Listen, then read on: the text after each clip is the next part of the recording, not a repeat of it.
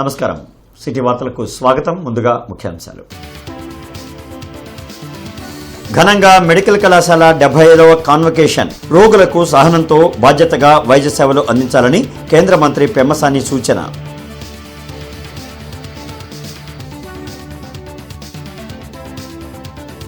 ఐద్వానగర్లో cordon search. ధృవీకరణ పత్రాలు లేని వాహనాలు స్వాధీనం. మాదక ద్రవ్యాలకు వ్యతిరేకంగా స్థానికులచే ప్రతిజ్ఞ చేయించిన eagle IG Ravikrishna, SP Vakul Jindal. నగరంలో బాలల హక్కుల పరిరక్షణ, నేరాల నివారణ అవగాహన. హాజరైన ప్రజాప్రతినిధులు పిల్లల భద్రతకు సమాజం బాధ్యత వహించాలని సూచన.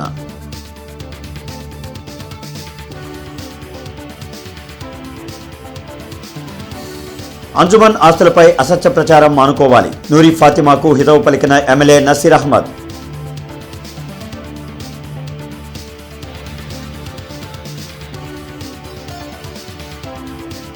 నగరంలో పలు ప్రాంతాల్లో పర్యటించిన కమిషనర్ మయూర్ అశోక్.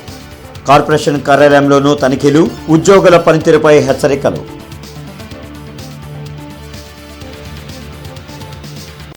ఇంటర్నెట్ చరిత్రలో సంచలనం సిటీ బ్రాడ్బ్యాండ్. ఇప్పుడు ఇంటింటికి ఇంటర్నెట్, సిటీ నుంచి గ్రామం వరకు అదే స్పీడ్. మీరు ఈ రోజే సిటీ బ్రాడ్బ్యాండ్ కుటుంబంలో చేరండి.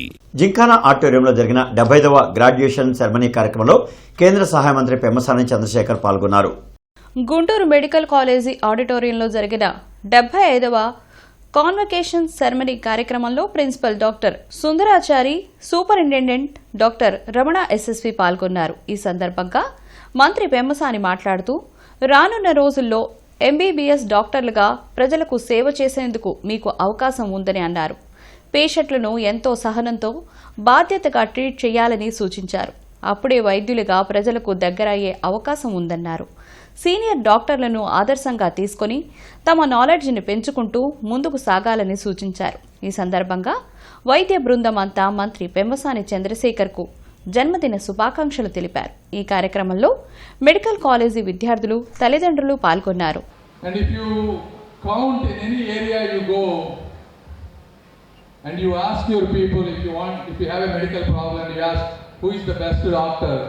They usually tell only 4 or 5 names. They don't tell all the people names.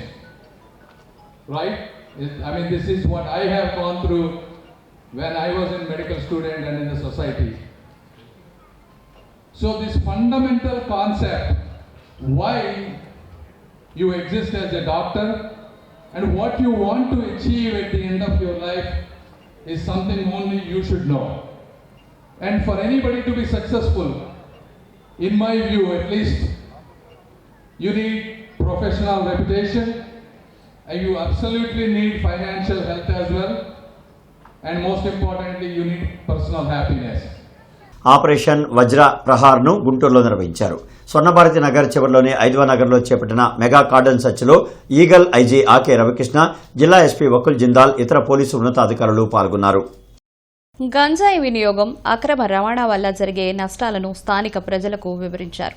వారితో ప్రతిజ్ఞ చేయించారు. ఆపరేషన్ వజ్ర ప్రహార్ను రాష్ట్ర వ్యాప్తంగా విస్తృతంగా నిర్వహించనున్నట్లు ఈగల్ ఐజీ రవికృష్ణ తెలిపారు.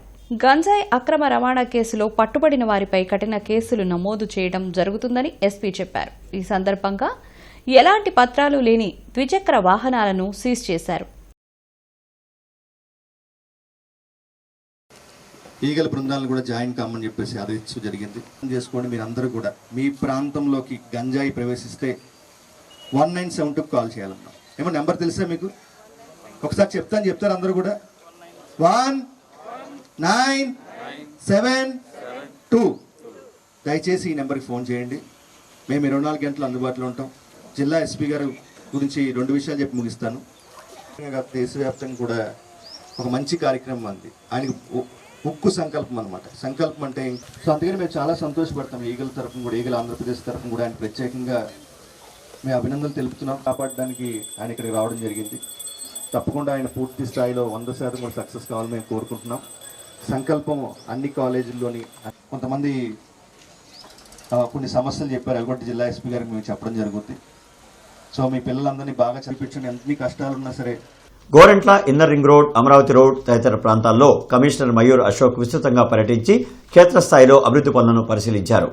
ఈ సందర్భంగా కమిషనర్ మయూర్ అశోక్ మాట్లాడుతూ నగరాభివృద్ధిలో ప్రజా భాగస్వామ్యం పెంచడానికి ప్రత్యేక దృష్టి సారించామన్నారు.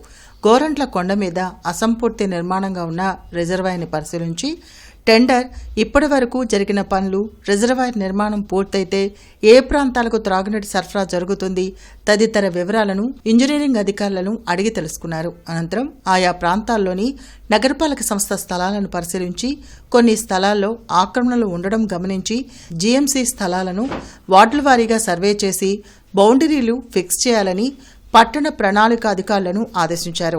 అనంతరం ఆయా స్థలాలను ప్రజలకు ఉపయోగపడేలా అభివృద్ధి చేయడానికి చర్యలు తీసుకుంటామని తెలిపారు. గోరంట్లలో త్రాగునీటి సరఫరాలో లోపంపై ప్రజల ఫిర్యాదు మేరకు తక్షణ చర్యలు తీసుకోవాలని ఏఈని ఆదేశించారు.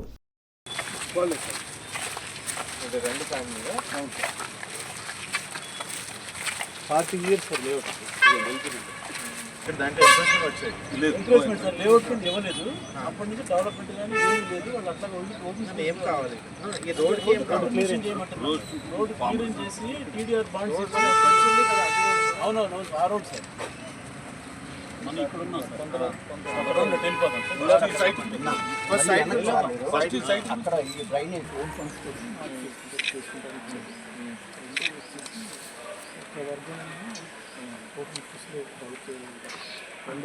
అంజుమాన్ ఆస్తులపై వైసీపీ నగర అధ్యక్షురాలు నూరీ ఫాతిమా చేస్తున్న అసత్య ప్రచారాల్లో మానుకోవాలని ఎమ్మెల్యే నసీర్ అహ్మద్ హితవు పలికారు.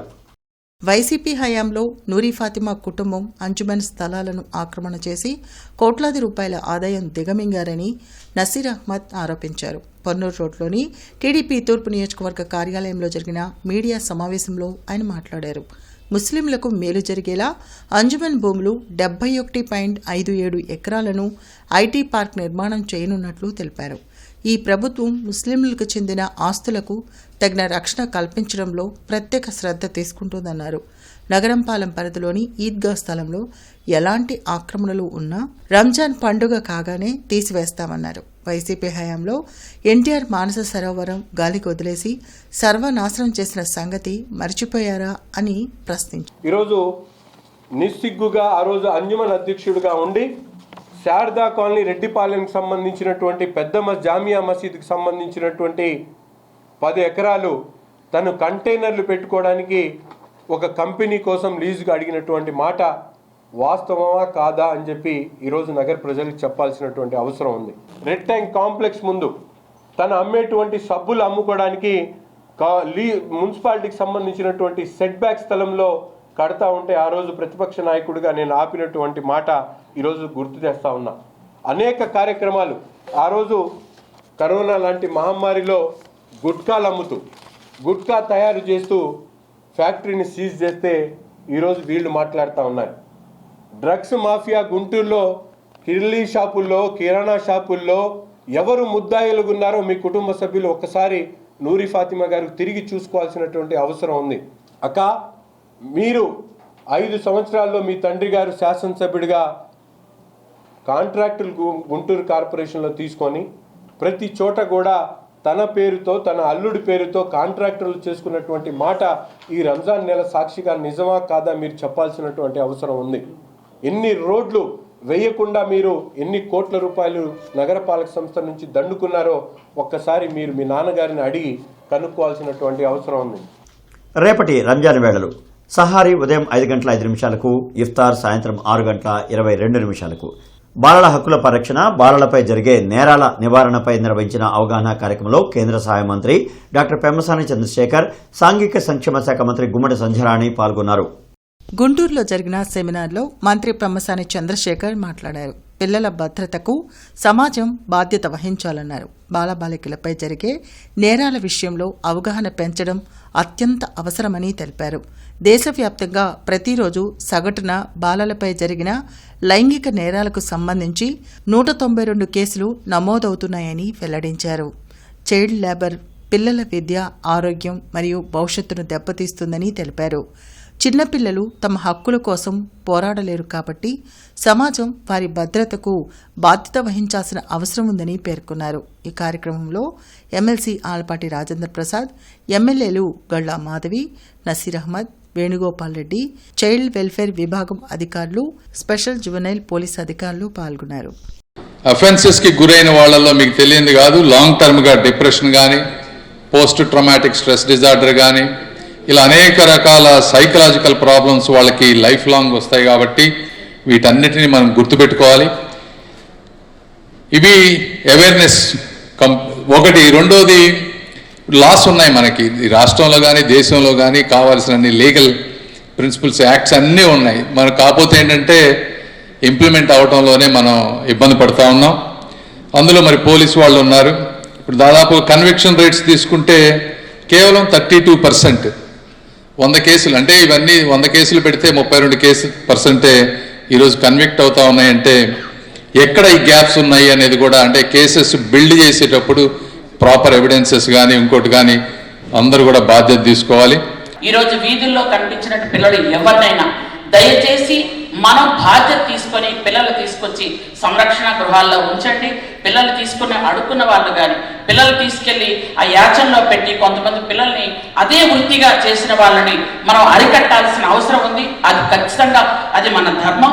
కాబట్టి ఈరోజు బాల్య వివాహాలు కూడా పూర్తి స్థాయిలో ఆపాల్సిన బాధ్యత కూడా మనందరి మీద ఉంది అని మరొకసారి మీ అందరికీ తెలియజేసుకుంటూ, రఘురామకృష్ణరాజు కస్టోడియల్ టార్చర్ కేసులో 3వ రోజు సునీల్ నాయక్ విచారణ ముగిసింది. దాదాపు 7 గంటల పాటు విచారణాధికారి విజయనగరం ఎస్పీ దామోదర్ ఆధ్వర్యంలో విచారణ జరిగింది. 3వ రోజు విచారణలో భాగంగా శనివారం ఉదయం 10 గంటలకు సునీల్ నాయక్ విచారణకు హాజరయ్యారు. రఘురామకృష్ణంరాజును సిఐడి కేసు విచారణ పేరిట హింసించిన ఘటనపై అధికారులు సునీల్ నాయక్ను ప్రశ్నించారు. విచారణాధికారి ప్రశ్నలకు అసంపూర్తిగా అరాకొరాగా సమాధానం చెప్పినట్లు సమాచారం. హైకోర్టు ఉత్తర్వుల మేరకు 9వ తేదీ వరకు సునీల్ నాయక్ విచారణ కొనసాగనుంది. హిందూ కళాశాల ఉమెన్ డెవలప్మెంట్ సెల్ ఆధ్వర్యంలో అంతర్జాతీయ మహిళా దినోత్సవ వేడుకలు హిందూ కళాశాలలో ఘనంగా జరిగాయి.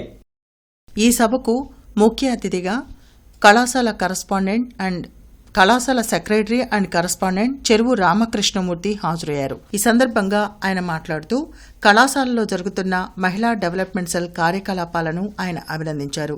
కళాశాల ప్రిన్సిపాల్ డాక్టర్ ఎన్ విశ్వం మాట్లాడుతూ అనేక రకాలైన చట్టాలను ప్రభుత్వం మహిళల కోసం చేస్తున్నదని, ఇటువంటి వాటి విషయాలను మహిళలందరూ గుర్తెరిగి ధైర్యంగా జీవించాలని అన్నారు. కళాశాల IQAC coordinator doctor P Venugopal మాట్లాడుతూ ప్రభుత్వం చేసిన అనేక చట్టాలను సోదాహరణంగా విద్యార్థులకు వివరించారు. జన విజ్ఞాన వేదిక ఆధ్వర్యంలో జరగబోతున్న అంతర్జాతీయ మహిళా దినోత్సవంలో అవార్డును స్వీకరించనున్న కళాశాల ఆంగ్ల అధ్యాపకురాలు వి బ్యూలారాణిని సభలో ఘనంగా సత్కరించారు. డిఫరెంట్ గోల్ అంటే ఇక్కడ ఉన్న అమ్మాయిలందరికీ ఒకటే గోల్ ఉండాలని లేదు. ప్రతి ఒక్క గర్ల్ కి different types of ambitions, aspirations, goals ఉంటాయి. సో ఆ ప్రతి అమ్మాయి జీఎంసీ మెయిన్ ఆఫీస్లోని engineering, audit, accounts, election cell, birth and death registration section, citizen charter, cash కౌంటర్లను, పార్కింగ్ ప్రాంతాన్ని కమిషనర్ మయూర్ అశోక్ ఆకస్మిక తనిఖీ చేశారు.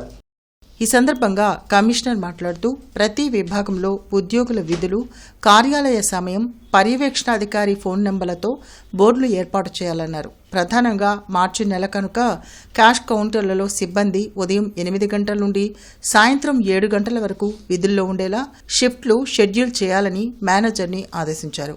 కార్యాలయ సమయాల్లో ఆఫీస్ వర్క్ కోసం బయటికి వెళ్లాలి అంటే మూవ్మెంట్ రిజిస్టర్లో వివరాలు నమోదు చేయాలన్నారు. విభాగాల్లో చెత్త ఉండడానికి వీల్లేదని, వినియోగించని వస్తువులను తొలగించాలన్నారు. పాత బీరువాలు, ఇతర సామగ్రిని నిర్దేశిత విధానంలో డిస్పోజ్ చేయడానికి చర్యలు తీసుకోవాలని మేనేజర్ని ఆదేశించారు. ఇక నుండి ఆఫీసులోని సెక్షన్స్ని ఆకస్మికంగా తనిఖీలు చేస్తామని స్పష్టం చేశారు. ఒక ఆపరేటర్స్ మాత్రం ఇద్దరు ఉన్నారు. డీటీని ఒక లేజర్ కానీ అతను ఎప్పుడు కలెక్టరేట్ వల్ల ఉపయోగించుకోవాలి. ఇప్పుడు కొత్త మీకు చేంజెస్ వచ్చాయి కదా, ఇంత 45 డేస్ లోపల చేయాలి, 21 డేస్లో చేయాలి. 21 చేయకపోతే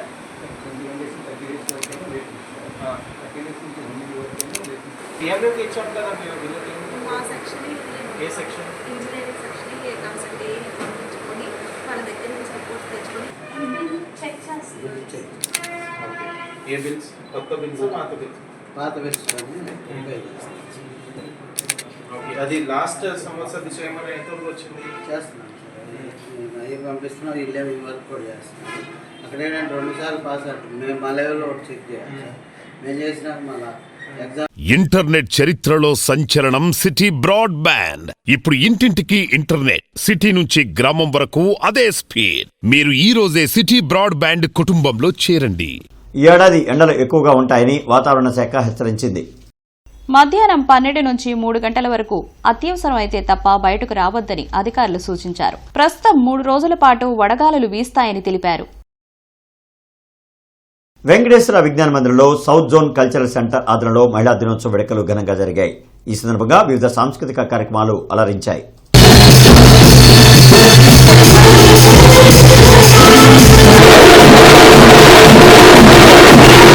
గుంటూరు ఎస్విన్ కాలనీ నారాయణ స్కూల్ నందు ఎల్కేజీ మరియు యూకేజీ విద్యార్థులకు ఈ కిడ్స్ స్టూడెంట్ లెడ్ కాన్ఫరెన్స్ కార్యక్రమం ఘనంగా జరిగింది.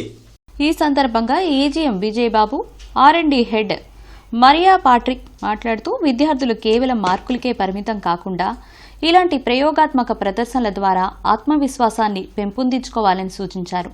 సాధారణంగా ఉపాధ్యాయులు విద్యార్థుల ప్రతిభను తల్లిదండ్రులకు చెప్తారు, కానీ ఇక్కడ విద్యార్థులే తాము ఏం నేర్చుకున్నారో, తమ లక్ష్యాలేమిటో ఆత్మవిశ్వాసంతో తల్లిదండ్రులకు వివరించడం అందరినీ ఆకట్టుకుంది.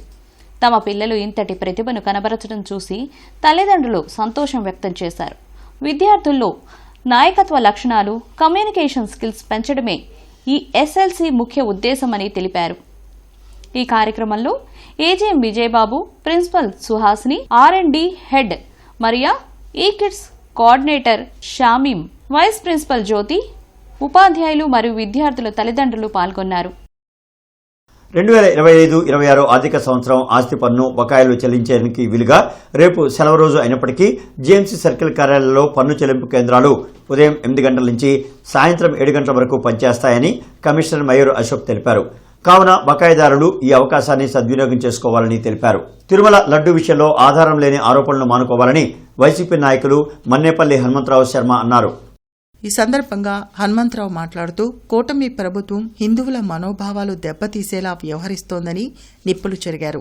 దేవుడితో రాజకీయం చేయాలని చూస్తే వెంకటేశ్వర స్వామి క్షమించడని హెచ్చరించారు. నిరాధారణ నిరూపణ అయ్యేటట్టయితే దేవుడి మీద రాజకీయాలు చేయటం కూడా కరెక్ట్ కాదు. దాన్ని ఎటువంటి నిరాధారణకి వైఎస్ఆర్ కాంగ్రెస్ పార్టీ నుంచి కూడా దాని మీద నిర్ధారణకి దాని మీద చర్చించడం రమ్మని చెప్పి పిలుస్తున్నా కానీ తప్పించుకుంటూ ఎక్కడా రాష్ట్రంలో ప్రజా సమస్యలు అనేవే లేనట్టుగా ఇస్తానన్నటువంటి సూపర్ 6 పథకాలని, జనాలుగా ఇచ్చే పథకాలన్నింటినీ కూడా పక్కదో పట్టేటటువంటి పరిస్థితిగా కనబడుతుందే తప్ప. రేపు తుళ్లూరు మండలం నేలపాడు గ్రామం ఆర్డీ పెరేడ్ గ్రౌండ్లో జరుగు అంతర్జాతీయ మహిళా దినోత్సవ వేడుకలు 2026 కార్యక్రమంలో సీఎం చంద్రబాబు పాల్గొనున్న దృష్ట్యా ఏర్పాట్లను రాష్ట్ర హోంమంత్రి వంగలపూడి అనిత, గిరిజన సంక్షేమ శాఖ మంత్రి గుమ్మడి సంజయరాణి, చేనేత జౌళి శాఖ మంత్రి సవిత పరిశీలించారు. తుళ్లూరు మండలం నేలపాడు గ్రామం ఆర్డీ పెరేడ్ గ్రౌండ్స్లో జరుగుతున్న అంతర్జాతీయ మహిళా దినోత్సవ వేడుకలు 2026 కార్యక్రమంలో రాష్ట్ర ముఖ్యమంత్రి నారా చంద్రబాబు నాయుడు పాల్గొననున్న దృష్ట్యా అందుకు సంబంధించిన ముందస్తు పర్యటన ఏర్పాట్లను రాష్ట్ర హోం మరియు విపత్తుల నిర్వహణ శాఖ మంత్రి వంగలపూడి అనిత, రాష్ట్ర గిరిజన సంక్షేమ శాఖ మంత్రి గుమ్మడి సంధ్యారాణి, రాష్ట్ర చేనేత జౌడీ శాఖ మంత్రి ఎస్ సవిత పరిశీలించారు. ఈ సందర్భంగా అధికారులతో ఏర్పాటు చేసిన సమన్వయ కమిటీ సమావేశంలో మంత్రులు మాట్లాడుతూ మార్చి 8న రాష్ట్ర రాజధాని అమరావతిలో ఘనంగా నిర్వహించే అంతర్జాతీయ మహిళా దినోత్సవ వేడుకల్లో డ్వాక్రా మహిళల కోసం కొత్తగా 9 రకాల వరాలు, ఎన్టీఆర్ విద్యాలక్ష్మి, కళ్యాణలక్ష్మి, స్వయం బ్రాండ్ వంటి పథకాలను, మన డబ్బులు మన లెక్కలు యాప్లను ముఖ్యమంత్రి నారా చంద్రబాబు నాయుడు ప్రారంభించనున్నారు. కార్యక్రమం నిర్వహణకు సంబంధించి వేదిక నిర్వహణ సభాస్థలికి వచ్చు మార్గాలను, వీఐపీ వాహనాల పార్కింగ్, సెక్యూరిటీ ఏర్పాట్లను, sitting, barricades, public address system, LED screens ఏర్పాట్లు పటిష్టంగా చేపట్టాలన్నారు. దళిత బహుజన ప్రజా సంఘాల ఐక్యవేదిక ఆధ్వర్యంలో యూట్యూబ్ లో కామ్రేడ్ నాదెండ్ల బ్రహ్మయ్య 2వ వర్ధంతి సభ న్యాయవాది సికా సురేష్ అధ్యక్షతన జరిగింది. ఈ సభకు ముఖ్య అతిథిగా మేధావి రమేష్ పట్నాయక్, సాధు మాల్యాద్రి హాజరయ్యారు. వార్తలు ముగించే ముందు హెడ్లైన్స్ మరొకసారి. ఘనంగా మెడికల్ కళాశాల 75వ కాన్వకేషన్. రోగులకు సహనంతో బాధ్యతగా వైద్య సేవలు అందించాలని కేంద్ర మంత్రి పెమ్మసాని సూచన.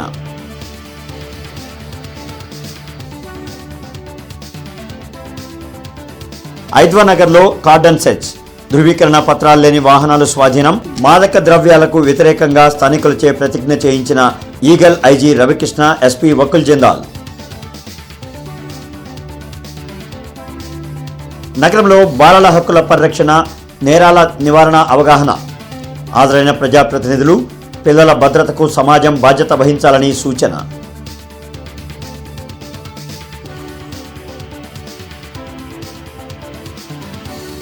అంజుమన్ ఆస్తులపై అసత్య ప్రచారం మానుకోవాలి. నూరి ఫాతిమాకు హితవు పలికిన ఎమ్మెల్యే నసీర్ అహ్మద్.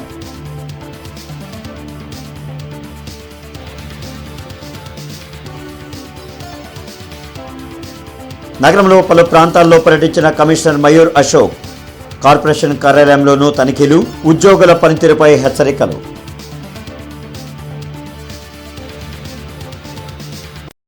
ఇక ఈ వార్తలు ఇంతటితో సమాప్తం. నమస్కారం.